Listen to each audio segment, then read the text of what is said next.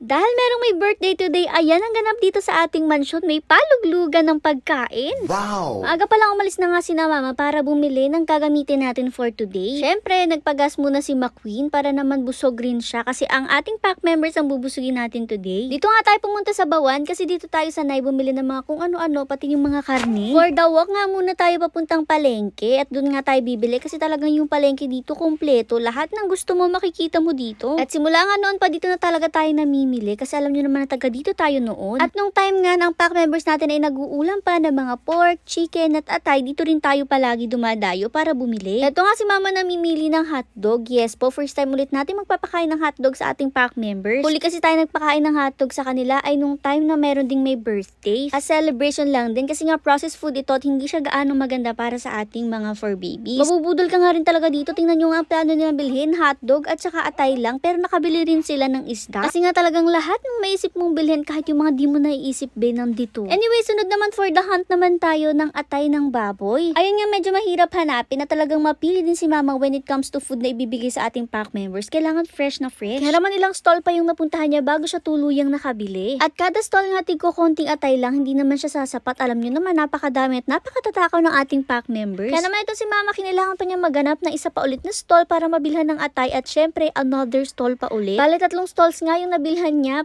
para pag pinagsama-sama magkasya naman sa ating pack members. Kasi ito talaga yung pinaka-main na pagkain nila atay. At then nga after bumili for the uwi na rin tayo kasi excited na talaga tayo na ibigay at ihanda to para sa kanila. Usually ang ginagawa natin binibigay lang natin ito sa pagkain nila pero ngayon iba ang gimmick natin. Ito nga tumuwi na agad tayo at pag uwi pinahugasan agad itong atay para maihanda na at maiboil. And yes po, opo kapag magbibigay tayo sa ating mga fur babies na mga ganito or magluluto tayo para sa kanila, make sure na walang kasamang kahit anong additives. Mas maganda po kasi kung talagang boil lang at walang kasamang kahit ano. Syempre, mas safe din po yan para sa kanila. Anyway, sabang inaantay nga na maboil itong ating atay, inihanda naman itong hotdog. At tingnan nyo nga talagang may nakikialam pa habang binabalatan itong mga hotdog na to. Naamoy daw kasi niya parang masarap daw hanggang amoy nga lang siya kasi syempre, di niya pwedeng kuhanin yan, di pa din kasi luto. At ito nga palang hotdog ay boboil lang din natin, syempre, kasi hindi naman pwede sa kanila yung oil. Kaya naman after nilang mabalatan lahat yan, ay inilipat na nga po yan sa isang pot para ma-ready na sa paghuhugas at pagboboil. Syempre, huwag nyo kakalimutan na hugasan rin kahit itong hotdog ha. At wala rin itong kasamang kahit ano, kahit asin kapag ibinoil. Nung ready na nga lahat ay ayan na, isa na to sa pinakamahirap na part. Ginet-get nga muna yung atay at medyo challenging din talaga. Unang-una kasi nga matigas po ang atay at pangalawa, kailangan ma-chop-chop nyo yun ng maliliit. Yung size na tamang bite size lang para sa ating pack members kasi siguradong sa sobrang pagmamadali nila at pag-aagawan, hindi na nila tungunguyain at diretsong lunok na. Promise, medyo matalas na po yung ating kutsilyo dyan. Talagang napakatigas lang nitong atay. Nung matapos ng gayatin, ito mas challenging pa talaga to. Kumuha na nga sila ng sinulid at saka ng karayo. At isa-isa nga silang tumusok sa atay tapos saka ibinuhol para naman maitali natin yan. Grabe ang ngalay itong pagod sa pagaganito. Buti na lang masipag yung mga tagatali natin at ayan na nga naitali na rin nila dito. Dalawa nga pala yung ginawang ganito kasi nga dalawang batch ang pagpapalabas natin. Una male at saka female. At hindi rin ito ang first time na gagawin natin to kasi kung maalala nyo way back 2018 or 2019 ay ginawa na rin natin to para sa ating pack members. At simula nga nun marami na nag-recreate ng idea na to kaya naman talaga nakakatuwa. Bago nga palabasin ang ating pack members sa inihanda na ito at tingnan nyo naman may mga nangungunang mga bisita. Si Kuya Jomar naglalagay ng mga balloons at ito naman dalawa naghahanda nitong paluglugan. Syempre si Mother there for the tali din ng mga balloons para kay Malia. Pero sabi ko nga sa inyo kahit si Malia lang may birthday, lahat sila magse-celebrate at lahat sila makakakain ng masarap today. Sinabit na rin nga pala parehas at medyo magkalayo rin yan. Magkaiba rin ng tali kasi magkahiwalay nga natin yung ibibigay. Heto at nagsilabasan na ang ating mga meal. Tingnan nyo naman kung gano'n sila ka-excited lumabas. And as expected, dahil nga matakaw itong mga to, paglabas pa lang ay alam na nila na may mga nakasabi. Pero di nga namin expect ito si Hercules pa ang una makakaalam. Tingnan nyo, grabe siya talaga makatingala at hinahanap niya kung saan yung naaamoy niyang masarap. Grabe nga siya ka-distracted sa naaamoy niya, talagang hindi na siya nakapag-potty. Kung mapansin nyo si Kelvin, nakakaamoy din siya pero doon niya hinahanap sa mga lobo. Kasi nga di nila na-expect na nandun siya sa itaas ng bubong. Ilan-ilan na talaga yung nakapag-potty nung time na to kasi halos lahat sila naghahanap ng pagkain. At tingnan nyo ang pwesto ni Hercules kakahanap, talagang kung ano-ano na lang. Maya-maya pa nagsilabasan na rin nga ang ating mga young adults, o diba may padulas pa. At dahil nga nagsilabasan na sila, ayan kumpleto na at pwedeng-pwede na rin tayo mag-umpisa. At talaga naman kailangan na rin nga mag-umpisa kasi kung mapapansin nyo talagang alam na alam din itong mga young adults natin na may pagkain. Ito nga sila sa sobrang takaw, ayan talaga napapatayo para maabot yung nasa ibabaw. Hintay nga lang na magpuntahan sila lahat doon sa may place na yun bago mag-umpisang pababain yung paluglugan. Hindi nga rin siya totally binaba agad kasi hinihintay na lumapit yung iba kagaya ni Hercules, ni Leo na palaging nasa malayo. Si Hercules kasi ayaw din naman kasi talaga niya makisali kapag ganitong kaguluhan. Kaya naman ayaw niya lumapit kahit alam niya ng pagkain yun. Habang ito mga young adults naman natin, tingnan nyo, grabe ang katatakaw.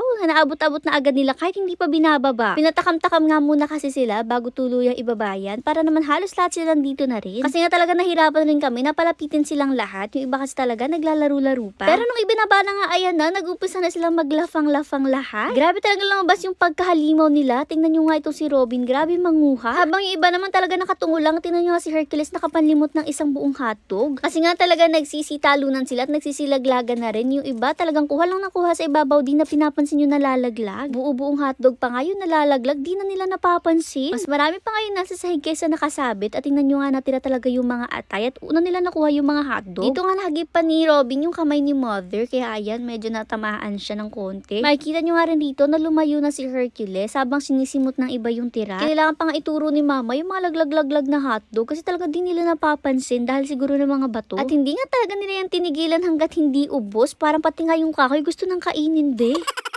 Ito pa naman yung isang angulo ng pagangat-ngata nila or pagpapaluglugan nila. O diba, nakakatuwa silang tingnan. Grabe ang tatakaw. Makikita nyo rin dito kung paano sila naging tipaklong at magtalon-talon. Kahit talaga namang mababa na yung paluglugan, todo talon pa rin sila pag ngat-ngat. Ito rin yung isang angulo kung paano nakagat ni Robin yung kamay ni Mother. O diba, kala niya yata atay rin. At habang bising-bising nga yung iba pag ngangat-ngat at pag-abot sa pagkain, tingnan nyo naman ang ganap ni Hercules. May nakuha kasi siyang isang buong hotdog bed, dinala niya dyan sa ilalim at pilit niyang ibinabaon sa ilalim ng lupa. Talaga nga naguhukay-hukay pa siya para talagang maibaon niya. At kung mapapansin nyo rin nga po, ibinabaon niya yan gamit yung mga bato-bato. Talagang tinutulak niya yung mga bato para mabaon yung hotdog. Grabe naman talaga, di pa kainin. Di ko rin talaga alam kung ano logic kung bakit niya ginagawa yan. Di tuloy siya nakakain. Kaya naman binigyan rin siya ni Mama ng paonti-onti. At syempre, hindi naman magpapatalo yung iba natin mga meal nang hingi rin sila ng mga pakonti-konti. Kaya kumuha si Mama ng isang buong hotdog at saka ginayat-gayat. Yun naman yung pinabigay dun sa iba. Yung mga kita namin hindi masyado nakakuha. Gaya nga ni Hercules, ni Dos, ni Juno, ni Leon. Mga meal lang